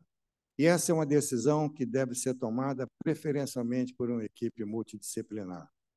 Finalizando, eu queria fazer uma homenagem ao Dr. Fernando Paulino, que seguramente é nosso cirurgião com maior projeção internacional, escreveu essa monografia sobre cirurgia das vias biliares, com ele tinha extrema experiência, dizendo que cumpre reconhecer com humildade que, algumas vezes, fracassa o esforço harmônico do cirurgião e seus colaboradores, embora apoiados em sólida base científica e habilíssima performance. Essa derrota do cirurgião e sua equipe, aparentemente inexplicável, tem quase sempre imensa profundidade biológica. Em certos casos, interferem fatores emocionais e até inconscientes. Ou seja, por mais que a gente tente fazer o que é certo, e por mais que a gente tenha conhecimento, e por mais que a nossa equipe seja treinada, eventualmente o insucesso acontece e o cirurgião deve sempre contar nos dedos e ficar pensando e tentando saber aonde ele poderia ter feito, o que ele poderia ter feito para o insucesso não acontecer. Muito obrigado. Muito obrigado, acadêmico Otávio Vaz, pela excelente apresentação. Nós já vamos passar para o nosso querido Celso Portela, mas eu tenho duas perguntas aqui. O urologista pede muito ultrassom. Todo doente que entra no consultório a primeira vez, a gente pede ultrassom, e pede ultrassom por ano. E a gente vê muito doença da vesícula biliar, que não, o paciente desconhecia. E o sonografista aponta pólipo de vesícula biliar é extremamente comum. E você mostrou ali, a gente muitas vezes olhando, vê que aquilo é um cálculo de colesterol, é pólipo de colesterol. Então, eu queria que você explicasse a diferença do que é um pólipo verdadeiro para um pólipo de colesterol e qual a conduta, porque a gente manda para o clínico e fala assim, não, vai só acompanhando, se isso não crescer, não tem problema, a gente vai acompanhando. Mas se for um pólipo verdadeiro e ele crescer no espaço de um ano, é a possibilidade de ser maligno, você opera todo o pólipo, o que você faz? O urologista não devia fazer essa pergunta, né? Porque deixa essa pergunta para clínico, para gastroenterologista. O urologista fazendo uma pergunta dessas é derrubador, entendeu? Quando a gente vê um pólipo isolado, a gente não vai operar esse pólipo, porque esse diagnóstico de pólipo verdadeiro e pólipo de colesterol, às vezes, é difícil. Então, você segue esse doente e, se o pólipo cresce, e se ele chega a 1 centímetro, ele tem absoluta indicação cirúrgica. Existem alguns trabalhos mostrando a incidência de câncer em pólipos de 7 milímetros, por exemplo. E hoje isso é questionado. Quando você tem um pólipo isolado, você não tem como fazer esse diagnóstico de certeza, nem usando o PET-CT. Quando você tem vários pólipos, aí você infere que polipose da vesícula do pólipo verdadeiro é rara, é mais comum o colesterol. Aí você cai naquilo que eu falei. Se é uma doente jovem, mulher, hoje, isso é relacionado como causa de pancreatite aguda. Então, tem muito gastroenterologista, vamos dizer assim, que está indicando a colestectomia como profilaxia de um problema futuro eventual. Obrigado. Eu fiquei também um pouquinho na dúvida. Por que o pólipo de colesterol ele causa pancreatite aguda? É pancreatite aguda por obstrução? Porque quando você abre uma vesícula que tem pólipo de colesterol, você tem que raspar com bisturi para arrancar ele da parede. Ele não é um cálculo que migra facilmente. Às vezes isso é verdade, mas não é uma verdade absoluta. A pancreatite, como isso não é uma coisa frequente, você não tem uma incidência elevadíssima de pancreatite pós em doentes com pólipo de colesterol, mas os doentes que têm pólipo de colesterol grande, exuberante ou polipose, vamos dizer assim, por pólipo de colesterol, a chance de sair um fragmentozinho daqueles e passar e dar problema é que é o risco. Então, assim, a minha conclusão como urologista é se tem pólipo de colesterol ou não Não, colesterol, indica cirurgia, eu porque vai dar aconselharia o problema. seguinte: quando você tiver o doente com um pólipo de colesterol, lama biliar, fizer o exame, você manda para o cirurgião que ele vai decidir Mas melhor. aí o cirurgião fala, pode acompanhar, aí eu não fico confortável. Falou, Otávio, opera, está tomando. Eu não manda eu operar, manda que eu vejo e decido, e te aviso. Obrigado, muito bom. Querido Celso Portela, agora a palavra é sua. Ubi maior minor cessat. Agora você fala ubi maior minor cessat. Agora você fala e a gente se cala. Aqui. Muito pouco comentar, dada a preciosidade das apresentações. Eu comungo com a maior parte das coisas que foram ditas aqui, porque eu fui criado nesse meio. O Sami e eu temos uma afinidade cirúrgica de longa data. O Otávio e eu trabalhamos juntos aí, não precisamos dizer o número de anos, para não ficarmos tão velhos, mas estamos juntos aí numa jornada de quase toda a vida cirúrgica, de forma que muito pouco comentar. Eu vou me atrever somente a me fazer uma pequena observação em relação ao que foi dito em relação à isquemia mesentérica, que, lamentavelmente, essa é uma doença que eu tive alguma experiência. Publicamos até alguns trabalhos sobre isso, e a minha experiência foi toda na clínica privada em relação a isso. Eu colecionei 38 casos de isquemia mesentérica e que foram dramaticamente ruins, dramaticamente ruins. A metade morreu, eu tive uma sobrevida de 50% nos meus pacientes, o Otávio participou na quase toda essa experiência. Os pacientes que foram à cirurgia, 10 deles morreram em decorrência simplesmente do acesso abdominal. Fazíamos o acesso abdominal para comprovar a gravidade da situação, fechávamos o abdômen, porque os esforços terapêuticos não tinham sentido. Dos doentes que foram tratados objetivamente, a maior parte foram com ressecção intestinal. Tivemos alguns casos de ressecção intestinal associados a restabelecimento do fluxo arterial e tivemos somente 3 casos de recuperação sem ressecção funcional. Então, realmente é uma experiência que, pelo que o Arno me mostrou, não mudou em nada, absolutamente nada. A imagem nos deu um diagnóstico precoce, o que nos poupa, eventualmente, de fazer cirurgias mais alargadas e fazermos cirurgias do ponto de vista de restabelecimento do fluxo arterial, mas isso é uma situação muito rara. Então, sobre isso, a experiência minha é exatamente a do Arno.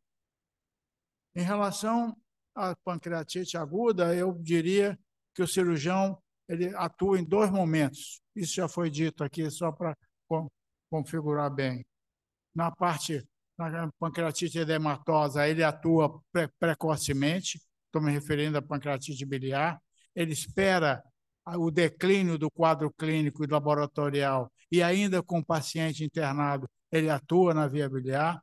Hoje as surpresas são muito poucas, porque as imagens são exuberantes, são muito fidedignas. Então, com uma colangio-ressonância e, eventualmente, com uma colangiografia retrógrada, se consegue detectar a topografia e a localização desses cálculos.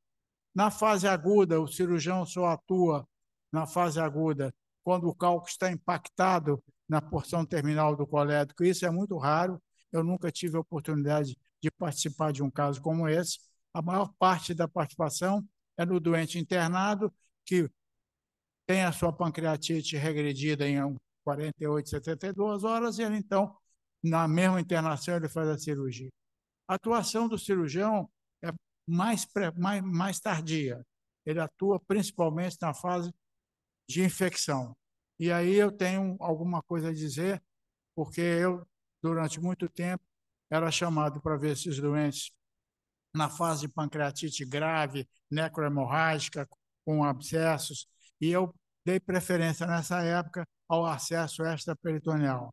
Fizemos algumas lomotomias, o Otávio participou disso comigo, e o resultado foi muito bom. Por que isso? Porque nós não abordamos o pâncreas pela parte abdominal, e sim por trás, por ser ele um órgão retroperitoneal. E com isso conseguimos fazer alguns desbridamentos retroperitoneais interessantes. Nós não temos experiência com a cirurgia menos invasiva para drenar essas coleções.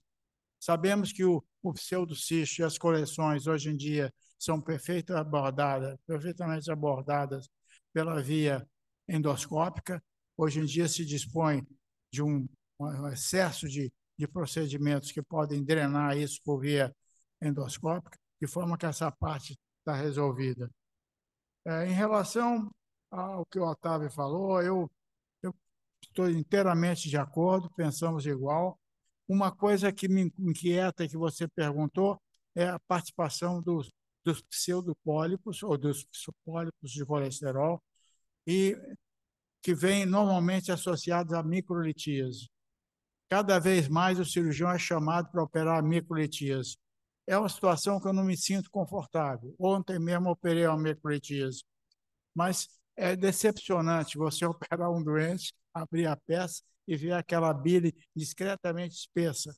Dizem os autores com experiência nesses casos que essa microlitíase pode ser responsável por um número importante de pancreatite aguda.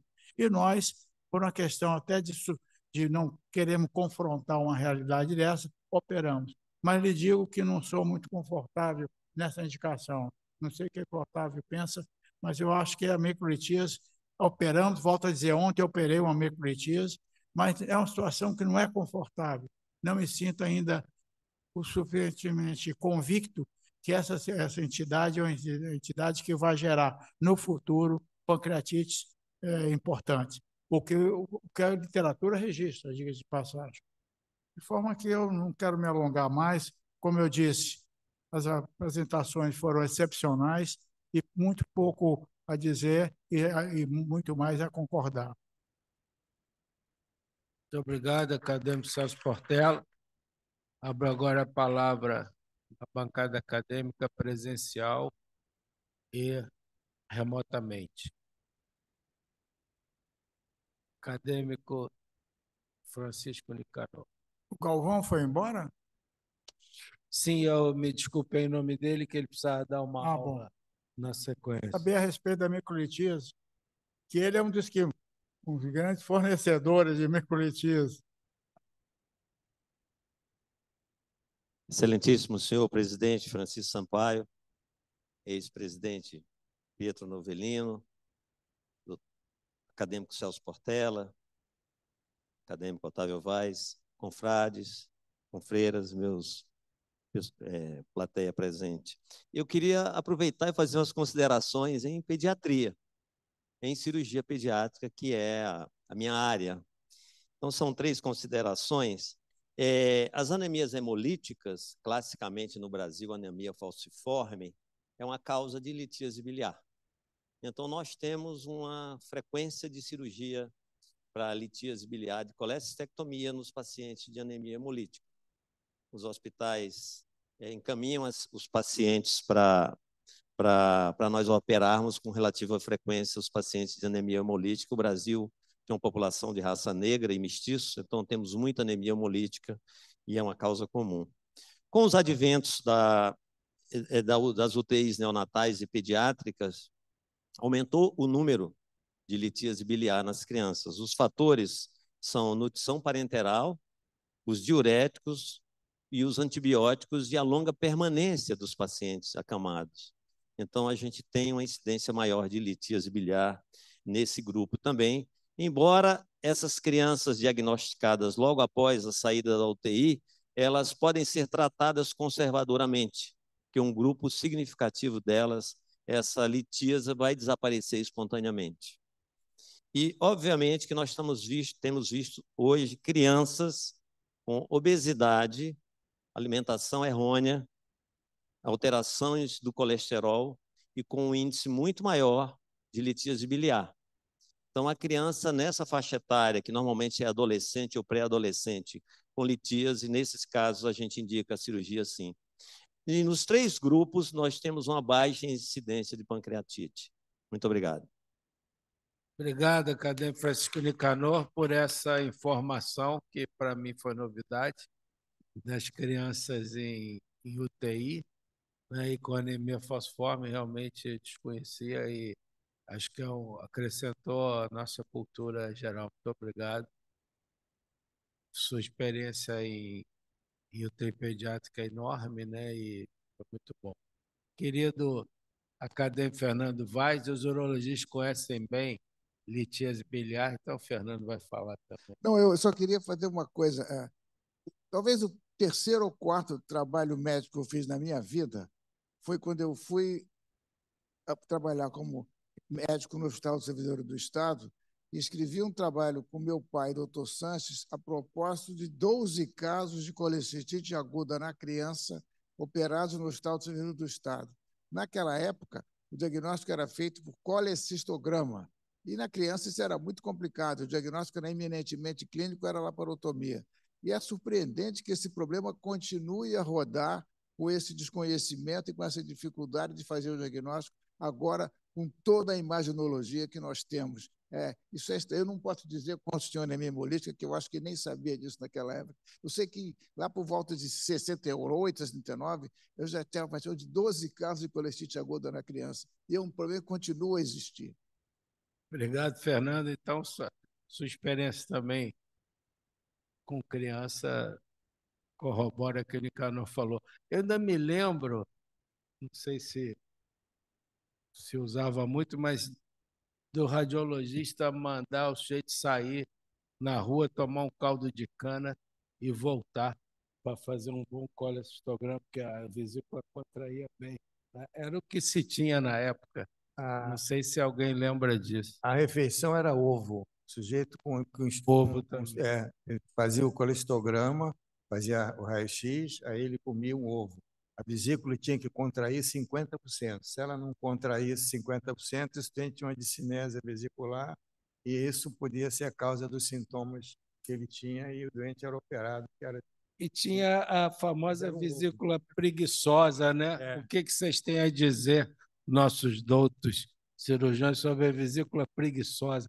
Eu me lembro que fui criado ouvindo isso. Não, fulano tem vesícula preguiçosa. Sorte sua não ser operado, né? Porque vesícula preguiçosa hoje vai para a mesa. Muito bem, acho que foi uma tarde e noite muito boa. Se não há mais nenhum comentário, eu agradeço muito aos palestrantes, agradeço ao acadêmico Zé Galvão Alves, ao acadêmico Otávio Pires Vaz, de terem organizado esse simpósio, agradeço os comentários da bancada acadêmica, agradeço a presença dos estimados acadêmicos dando quórum nas duas sessões hoje, foi uma tarde memorável, e nós temos uma agenda complexa, né, e que na semana que vem temos a eleição plenária com passagens compradas há mais de um mês, então acho que isso foi uma demonstração de alto espírito acadêmico para manter a nossa casa funcionando a pleno. Agradeço a presença dos convidados que ficaram até agora e dou essa sessão por encerrada.